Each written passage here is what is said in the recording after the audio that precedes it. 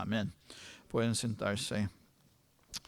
Pues como dice, esa es la serie de mensajes sobre creciendo en la gracia, el número 3, sin merecerlo, pero amado incondicionalmente. Si habéis estado aquí en las últimas semanas, el primer sermón fue la gracia de Dios realmente sublime, y luego el segundo, la gracia de Dios realmente gratis. Entonces, hoy, sin merecerlo, pero amado incondicionalmente. ¿Qué significa la gracia para nosotros? No tienes que contestar en voz alta, pero pensando qué significa la gracia para ti. Para algunas personas, cuando piensan en gracia, piensan en una bailarina, en un ballet que se mueve por el aire con esa fluidez y dicen, qué gracia tiene esa bailarina. A veces se utiliza para describir la cualidad de alguien de divertir o de hacer reír. Hay un dicho que más vale caer en gracia que ser gracioso. Para otros es alguien que es atractivo, con un encanto, naturalidad, que tiene una gracia natural. Pues este no es lo que estamos hablando. En la Biblia, bíblicamente, la gracia es inmensurablemente más de lo que hemos llamado gracia. Es el favor inmerecido de Dios, el favor inmerecido de Dios. La gracia es nuestra única esperanza de conocer a Dios. Si Dios no hubiera mostrado gracia, no estaríamos aquí en este lugar esta mañana. Sin la gracia de Dios, todos estaríamos perdidos en nuestros pecados. Nadie que haya vivido o viva podría conocer el gozo de estar en comunión con Dios si no fuera por la gracia de Dios. Hoy apenas estamos empezando a comprenderlo, pero hace falta una vida entera de estudios sobre la gracia solo para comenzar a entenderlo. Todas esas cosas vamos a entender mucho mejor cuando ya estemos en la presencia del Señor, pero lo que tenemos aquí revelado en las palabras de Dios es lo que hay. Entonces el gran apóstol Pablo habló sobre la gracia en el texto que hemos leído aquí en 1 Corintios capítulo 15. Pablo, cuando pensamos en Pablo, ciertamente no se había ganado el derecho de ser apóstol. Se consideraba el más pequeño, dice aquí en versículo 9, porque yo soy el más pequeño de los apóstoles, que no soy digno de ser llamado apóstol. ¿Por qué? Porque perseguía a la iglesia de Dios. Era un malvado, era un perseguidor, era un anticristo. Era un anticristo antes de conocer a Dios. Y la gracia de Dios transformó a Saulo a Pablo. Saulo, fariseo de la tribu de Benjamín, israelita de la ley, doctor de la ley, y pues le transformó a Pablo de un enemigo a la fe cristiana a su defensor más feroz y más celoso del Nuevo Testamento, de un fariseo rígido y legalista a una persona con amor y compasiva y semejante a Cristo. ¡Qué transformación! Y Dios está haciendo esto en nosotros también. Amén. Gloria a Dios. La gracia de Dios puede hacer lo mismo para ti y para mí. Y tú y yo lo necesitamos. Yo sé que esta semana tuve que ejercer gracia. Tú también, a que sí. Amén. Si paras a pensarlo. No hay corazón tan duro que su gracia no pueda ablandarlo. No hay vida tan humilde que su gracia no pueda elevarla a alturas exaltadas. Entonces, este mensaje es para mostrarnos nuestra necesidad de la gracia de Dios. Algo que sin merecerlo, pero estamos amados incondicionalmente. Muy bien, y vamos a empezar con ese texto que hemos leído y tenemos que aprender cuál es la verdad de la gracia. Hemos leído ese texto y las creencias de Pablo sobre la gracia, como se revela aquí en los versículos 9 a 11, se pueden expresar en 3 simples declaraciones. Dios hace lo que hace por su gracia. Dios hace lo que hace por su gracia. Déjame decir que Dios es el soberano rey del universo. Dios es omnipotente, todopoderoso. Dios no tiene un jefe. Bien, Dios no tiene a alguien más alto que Él. Dios no hace falta dar explicaciones, no tiene que pedir permiso de nadie por lo que hace.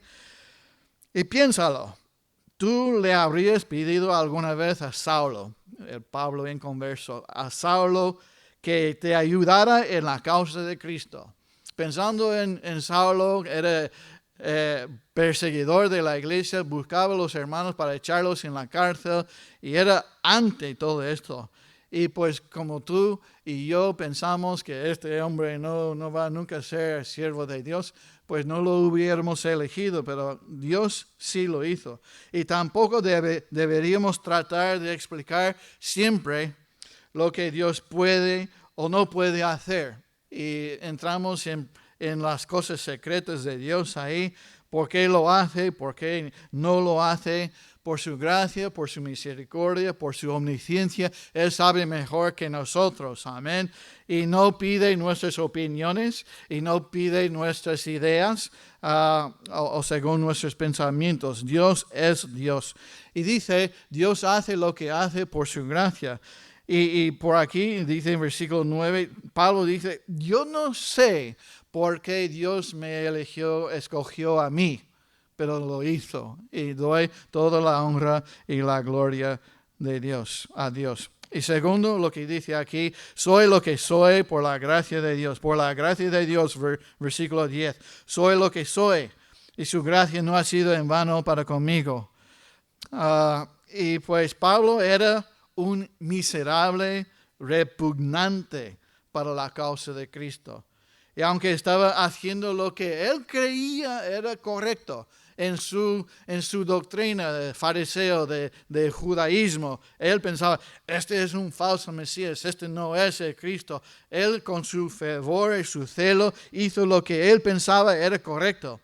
Ciego en su afán y celo por la ley y como fariseo, se aferró a las tradiciones, y conocemos muchos que se aferran a sus tradiciones.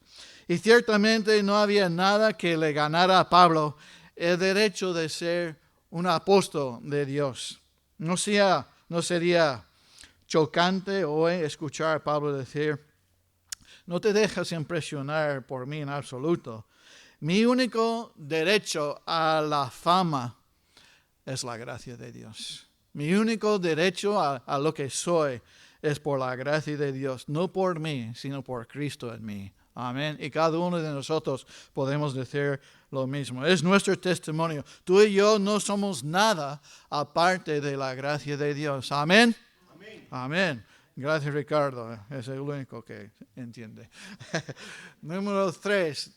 Y otra declaración de Pablo aquí en ese texto. Os permito ser lo que sois por la gracia de Dios. Pablo sabía que otros disfrutaban de la misma gracia que él disfrutaba ahora. Y algunos predican, otros enseñan, y gloria a Dios tenemos en nuestra iglesia trabajadores y siervos que trabajan en la clase de niños, en la guardia, que hacen la limpieza, que sirven cantando y llaman y hospedar, ayudar a los que están enfermos y testifican por las calles y en el trabajo para el Señor. Cada uno de nosotros tenemos nuestros dones, amén, nuestro lugar donde podemos servir por la gracia de Dios. Todos somos diferentes y Dios tiene un plan individual para cada uno. No somos una copia del uno al otro. Tú no eres el pastor, tal vez no toques el piano o violín o no tienes una voz de rana o lo que sea, pero puedes servir a Dios en otra manera. Y pues Dios tiene un plan para cada uno. Solo hay un único camino que nos lleva al cielo, y es seguir a Jesucristo. Todos estamos en ese camino, pero dentro de ese camino hay libertad, anchura, hay variedad por la gracia de Dios. Y esa variedad es lo que hace la vida interesante. ¿Quién aquí conoce la viñeta de Charles Schulz, de la tira cómica Peanuts? La pandilla. ¿La pandilla? ¿Conoces nada? No, ese no se conoce aquí. Mafalda, bueno. En ese cómic, ese tira cómic, por lo menos en mi país, se ve a Lucía diciendo que si fuera Dios, si estuviera a cargo del mundo. ¿Quién aquí le gustaría estar a cargo del mundo? Si yo fuera Dios, ¿qué haría? si yo tuviera todo el poder y la responsabilidad, ¿qué harías? Bueno, Lucía está diciendo, si fuera Dios y estuviera a cargo del mundo, cambiaría todo. Y lo dice y Carlitos, el otro chico ahí en la viñeta, dice, eso no sería fácil. ¿Por dónde empezarías? Y Lucía le mira directamente a Carlitos y sin rodeos le señala el dedo, dice, empezaría contigo. ¿Hay alguien que quieres cambiar? Pues hay alguien en mi casa que quiere cambiarme a mí. Yo estoy encantado con ella. Pero ella, a veces hay cosas que... Menos mal que no está aquí. Hola, cariño. Me alegro que tú y yo no somos Dios. Amén. Yo no sería responsable con ese poder. Me equivocaría. Nadie con ese poder. Con poder absoluto, corrupción. Pero Dios no es corrupto. Pues en nuestra casa lo haríamos peor. ¿Por qué?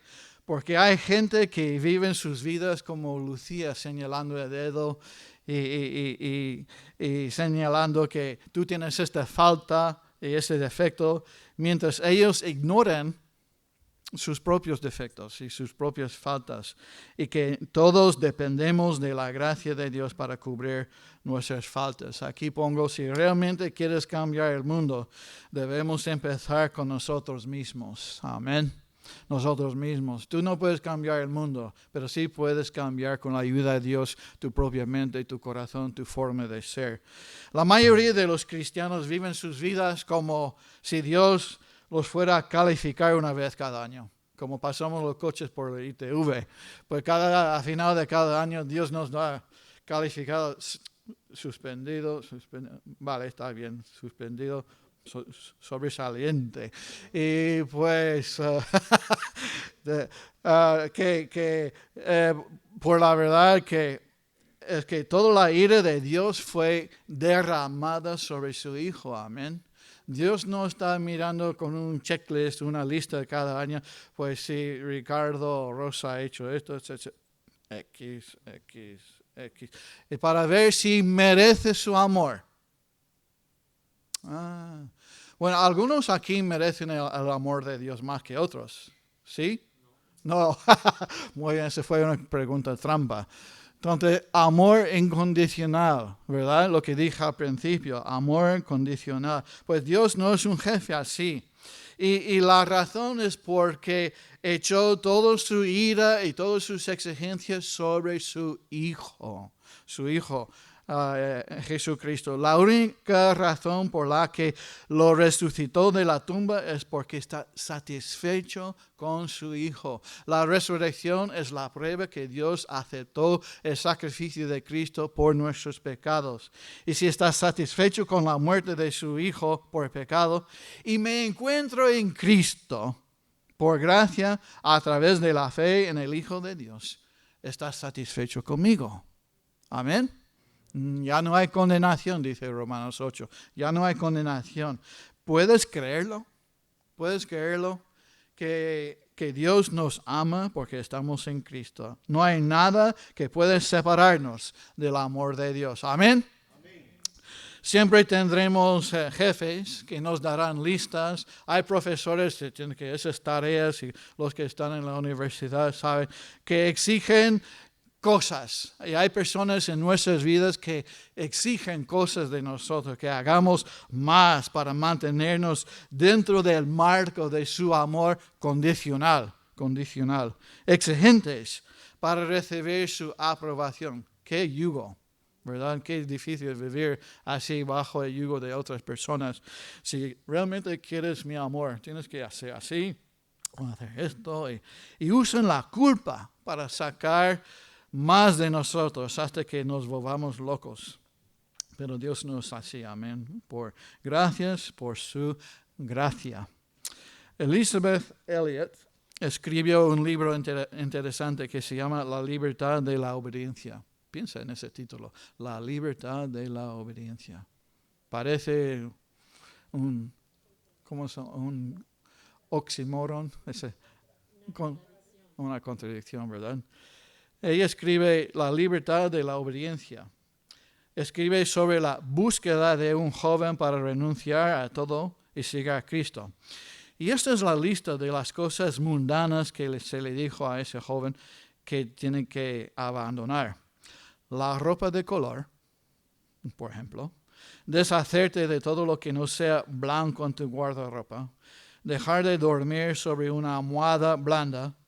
Vende tus instrumentos musicales. No comas más pan blanco. Y si eres tan sincero en cuanto a obedecer a Cristo, no puedes tomar baños tibios ni afeitarte la barba. Afeitarte es mentir contra aquel que nos creó, es intentar mejorar su obra. Entonces, afeitar. ¿Y maquillaje qué? Maquillaje. ¿Estás intentando mejorar la obra de Dios? Pues sí. Pues suena absurdo, ¿verdad? Esa lista de cosas para seguir a Dios. Pero esta lista no fue escrita en el siglo XXI, ni en el siglo XX. Fue en el segundo siglo. Esta lista se daba en las escuelas cristianas más aclamadas del siglo II después de Cristo. O sea, ya desde el principio, antes de pasar mucho tiempo, estaban olvidando los cristianos en los primeros siglos la libertad de la gracia. Ya hay gente siempre poniendo listas y cosas que tenemos que hacer para merecer el amor de Dios.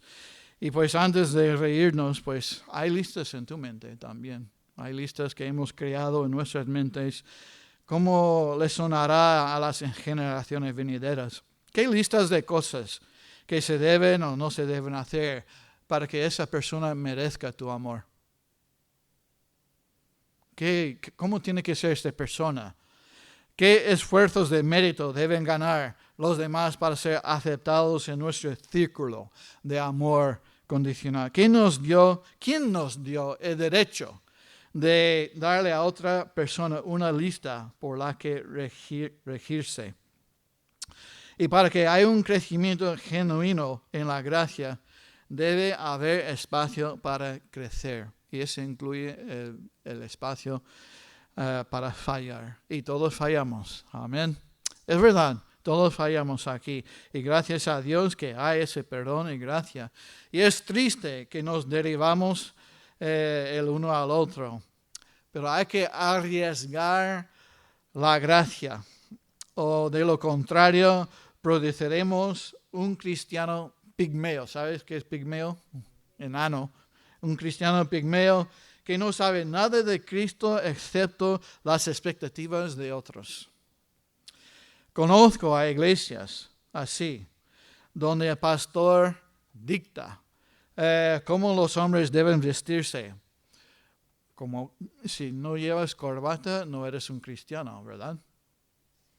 Soy el único aquí. Los demás estáis perdidos.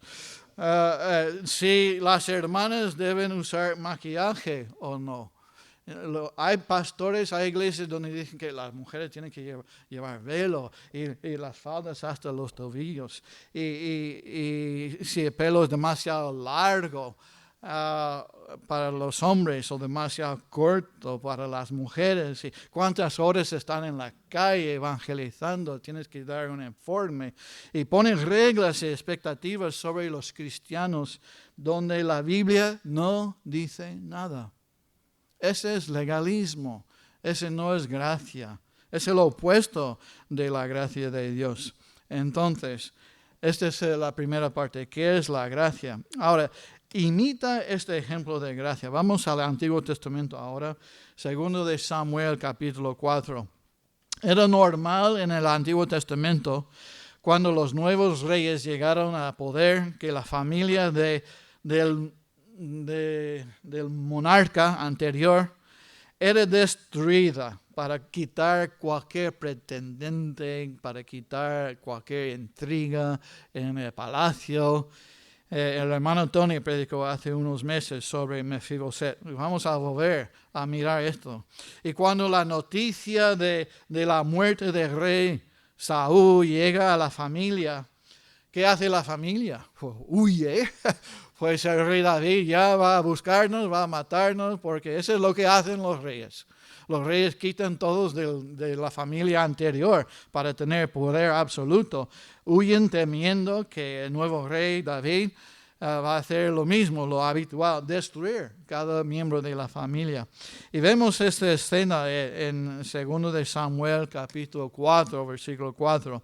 Si estás ahí, búscalo conmigo. Y dice aquí, Jonatán, hijo de Saúl, tenía un hijo lisiado de los pies, tenía 5 años de edad cuando llegó de Jezreel la noticia de la muerte de Saúl de Jonatán. Y su nodriza le tomó y huyó. Y mientras iba huyendo apresuradamente, se le cayó el niño y quedó cojo. Su nombre era, ¿todos? Mefiboset. Entonces todo comenzó con una pregunta que se registra aquí en 2 de Samuel 9, versículo 1. ¿Estás ahí? 2 de Samuel. Yo no, estoy aquí en 1 Samuel.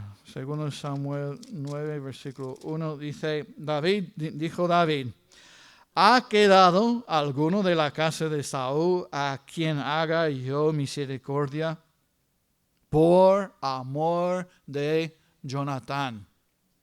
Entonces, David tiene ese amor. David no solo está reinando en la tierra de Israel, está reinando en los corazones del pueblo.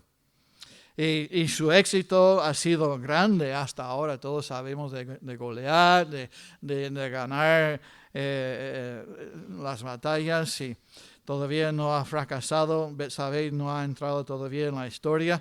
Y mientras David reflexiona sobre la abundancia de las bendiciones de Dios, él tiene otro recuerdo de su querido amigo Jonatán. Esa bendición que le había dado el Señor, este amigo tan querido, Jonatán. ¿Jonatán o Jonatán? Jonatán, ¿no? Oh, Jonatán, es igual. Jonathan. Vamos a decirlo como Dios manda en inglés. Entonces, dice aquí, la gracia se otorga por el mérito de otro. Ahora vamos a capítulo 20. Capítulo 20. Primero de Samuel 20. Vamos atrás. 1 Samuel 20, versículo 12. Y podemos mostrar gracia porque hemos sido recipientes de gracia. Amén. Si conoces que si Dios te ha perdonado todo, ¿cómo podemos no perdonar a otros? ¿Cómo puedes guardar, reservar ese perdón para otros cuando Dios nos ha perdonado a nosotros tanto? Entonces, David está pensando en Jonatán y recordó la promesa, el pacto que se había hecho el uno con el otro, aquí en versículos 12 a 17. Entonces dijo Jonatán a David, Jehová, Dios de Israel, sea testigo, cuando le haya preguntado a mi padre mañana a esa hora o el día tercero, si resultare bien para con David, entonces enviaré a ti para hacértelo saber. Pero si mi padre intentare hacerte mal, Jehová haga así a Jonatán, y aún le añada, si no te lo hiciere saber, y te enviaré para que te vaya en paz. y esté Jehová contigo como estuvo con mi padre. Y si yo viviere, harás conmigo misericordia de Jehová, para que no muera. Y no apartarás tu misericordia de mi casa para siempre. Cuando Jehová haya cortado uno por uno los enemigos de David de la tierra, no dejes que el nombre de Jonatán sea quitado de la casa de David. Así hizo Jonatán pacto con la casa de David, diciendo, requiéralo Jehová de la mano de los enemigos de David. Y Jonatán hizo jurar a David otra vez porque le amaba, pues le amaba como así mismo. Qué bonito. Cuando David recuerda a Jonatán, ese pacto que hicieron el uno por el otro, hace esa pregunta, ¿queda aún alguien de la casa de Saúl a quien pueda hacer misericordia por amor a Jonatán? Ahora, volviendo a 2 Samuel capítulo 9, volviendo a 2 Samuel 9. La palabra hebrea, traducida como misericordia, dice aquí en versículo 1, a quien haga yo misericordia por amor de Jonatán. Es la palabra Gesed. En el Antiguo Testamento esa palabra a menudo se traduce como misericordia, bondad amorosa o gracia. Es el mismo que gracia en el Nuevo Testamento, Gesed. Y cuando David mira a su alrededor para mostrar ese Gesed o gracia de Dios, no busca a alguien que lo merezca, que califique para ello o que lo valga. Miren versículo 2. Y había un siervo de la... Y pongo aquí, 2 Samuel 9:2. Y había un siervo de la casa de Saúl que se llamaba Siba, a cual llamaron para que viniese David, y el rey le dijo, ¿eres tú Siba? Y él respondió, tu siervo. Y el rey le dijo, ¿no ha quedado nadie de la casa de Saúl a quien haga yo misericordia, Gesed de Dios? Y Siba respondió al rey, aún ha quedado un hijo de Jonatán, pero lisiado de los pies. Entonces casi se puede escuchar, bueno, sí, pero no. Uno, pero, ¿sabe? Menos válido, que está quedado así lisiado. Y todavía hay un hijo de Jonatán, pero está cojo de sus pies. Y el rey no se echó atrás en lo más mínimo por el hecho de que este hombre es un lisiado. En versículo 4, entonces el rey le preguntó, ¿dónde está? ¿Dónde está? Y Siba respondió al rey, he aquí está en casa de Maquir, hijo de Amiel, en Lodebar. Entonces, en respuesta a la pregunta, dice casa de Maquir, Lodebar. Lodebar es interesante. Lodebar viene de dos palabras en hebreo. Lo significa no. Lo. Y debar significa pasto. Entonces, ¿qué tenemos? No pasto. No hay hierba ahí. Es un desierto. Entonces, Lodebar es un lugar, un páramo. Mefiboset solo quería el anonimato, la tranquilidad, la soledad, estar dejado en paz. Esperaba tenerlo en esa tierra de nadie. Sin embargo, David le buscó.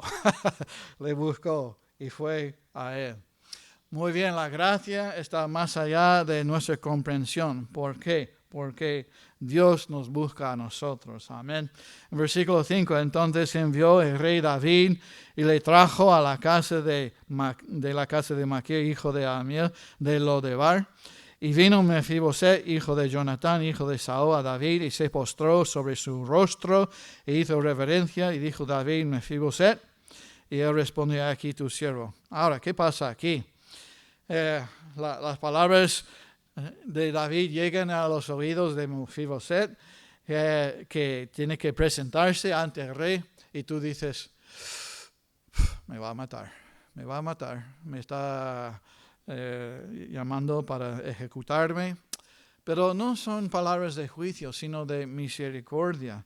Dice versículo 7, dijo David, no tengas temor, porque yo a la verdad haré contigo, ¿qué? Misericordia, por amor de Jonatán tu padre, y te devolveré todas las tierras de Saúl tu padre, y tú comerás siempre a mi mesa. Wow, qué gracia. Observe que no se menciona aquí ningún mérito de parte de Mefiboset, que hiciera merecer tal bondad. Entonces, no sería gracia, ¿verdad? Lo hace por amor de su padre, por amor hacia Jonatán. La gracia es la aceptación sin reservas, perdón sin condenación, perdón sin esa libertad condicional. Es amor incondicional y sin restricciones. ¿Tú amas así? Yo no. Dios sí.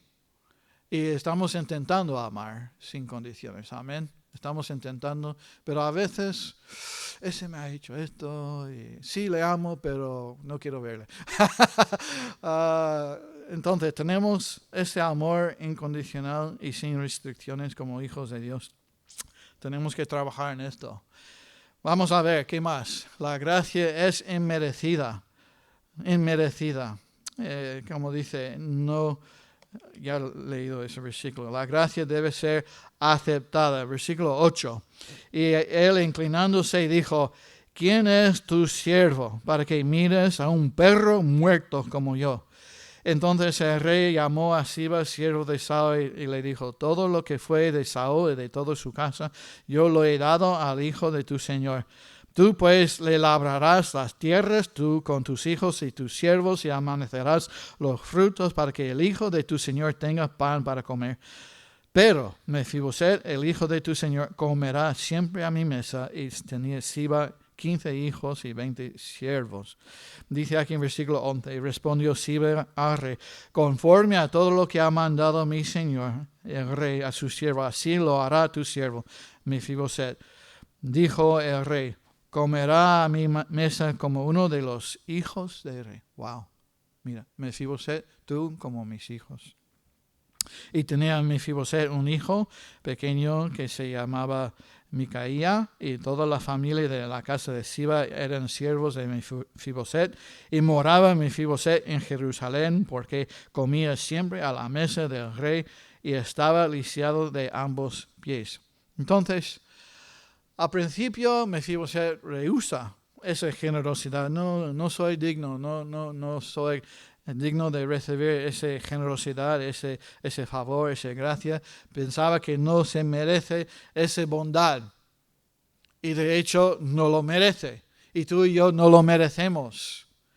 David le levanta del suelo y en vez de cortar la cabeza, le da un abrazo.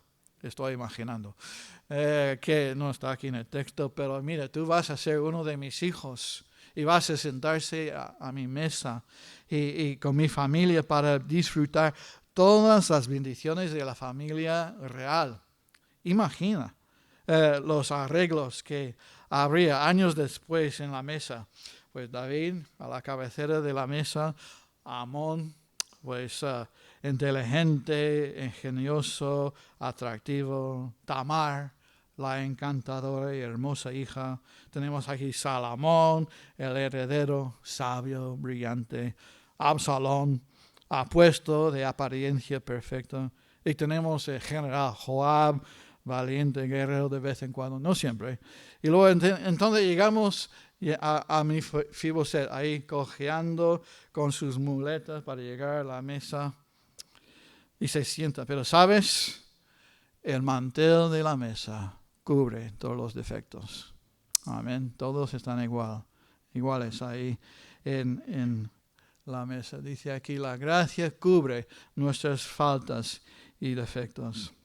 Bien, ¿qué podemos ver de todo esto? Me encanta las analogías de la gracia con la vida cristiana. Aquí tengo algunas diapositivas para ayudarnos.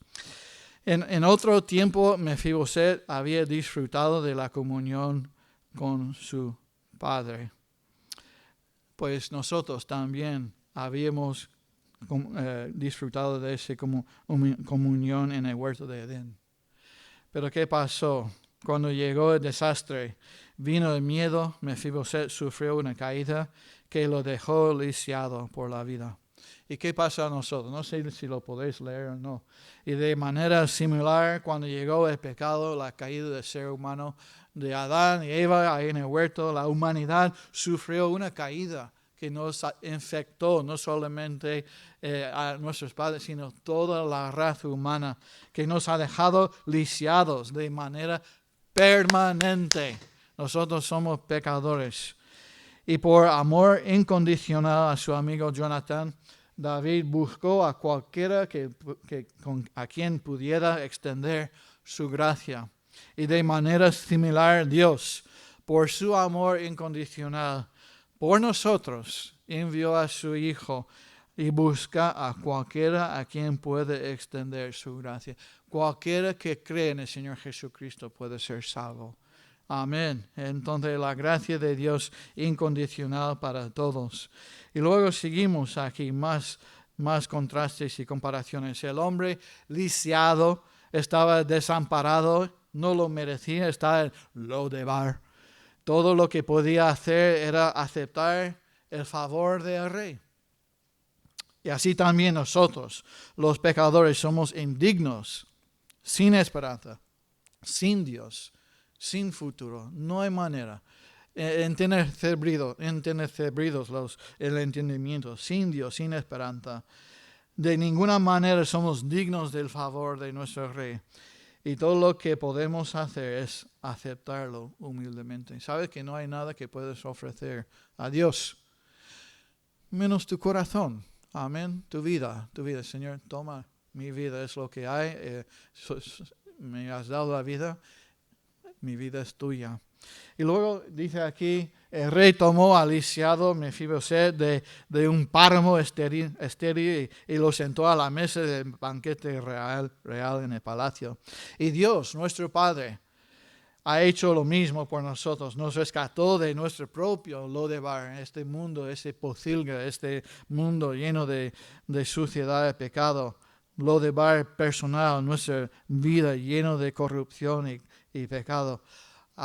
De un desierto moral, y nos sentó en un lugar de nutrición espiritual e intimidad. ¿Sabe que estamos sentados en los lugares celestiales con Cristo?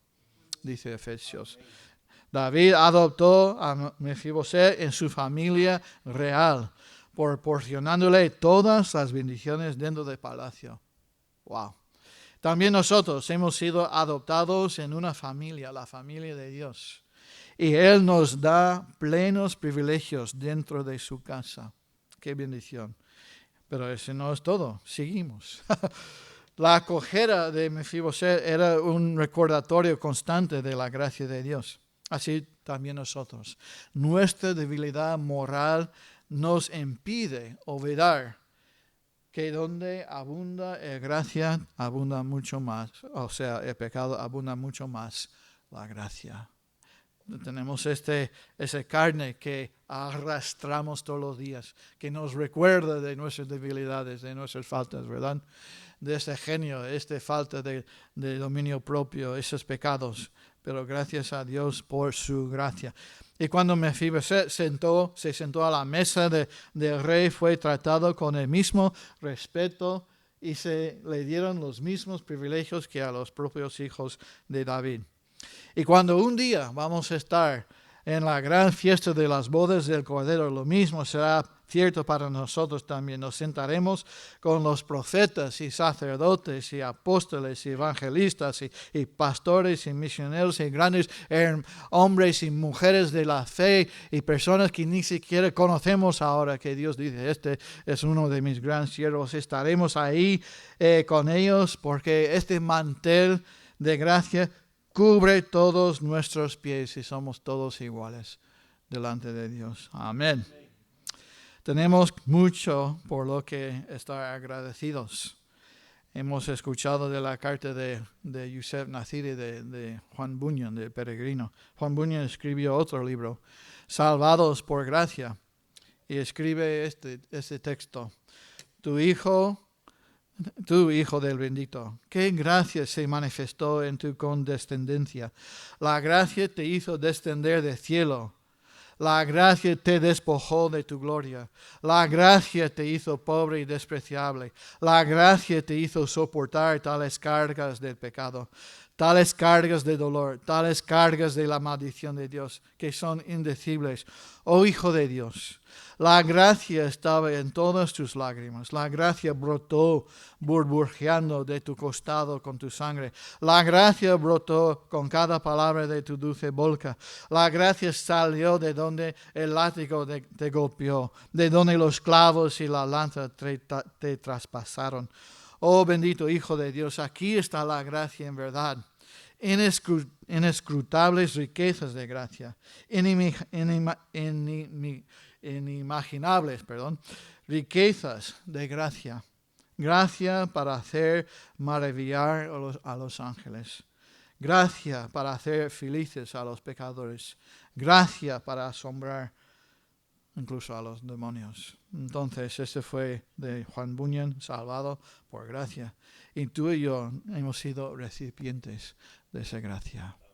Somos hijos de Dios, coherederos con Cristo. Pero si estás aquí sin Cristo, ¿qué vas a hacer? No has recibido esa gracia. Necesitas reconocer que Cristo hizo todo eso por ti y te ama incondicionalmente. Pero tienes que arrepentirse de tu pecado y creer en el Señor Jesucristo para recibir ese regalo de salvación, para entrar en esa familia, para recibir todas esas bendiciones. Y si no conoces a Jesucristo, estás todavía en tus pecados. No estás en la mesa, estás todavía en Lodebar. Todavía estás en este lugar desierto de pecado, sin misericordia, sin gracia, sin perdón, sin Dios. Y si estás aquí sin Cristo, tú también tienes esa misma invitación de recibir la gracia de Dios. Y decir, yo sí, iré al Rey y me salvará. Vamos a ponernos de pie, por favor, y vamos a orar.